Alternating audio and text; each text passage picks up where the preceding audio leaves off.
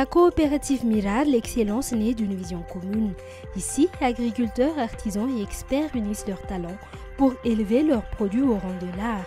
Le statut de coopérative leur permet de mutualiser leurs ressources et leurs connaissances afin d'offrir le meilleur.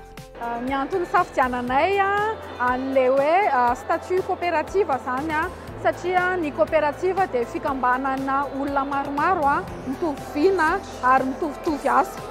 Dia ny coopérative Mirare zany fikambanana expert amin'ny resaka agroalimentaire sy resaka fambolena.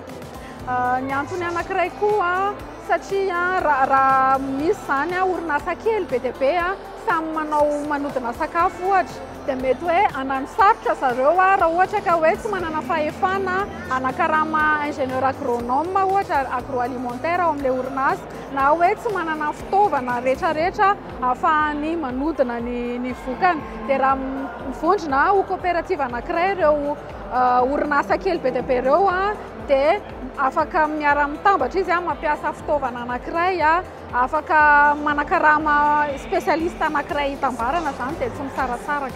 Ny anankiray koa atao amin'ny coopérative Mirare dia misy ny atao hoe mutualisation ana ressources amin'ny coopérative izay dia afaka ampiasain'ny membre zany iny fitaovana iny iarahana mampiasa na ny olona tsy membre koa ary afaka mampiasa an'izay fitaovana izay.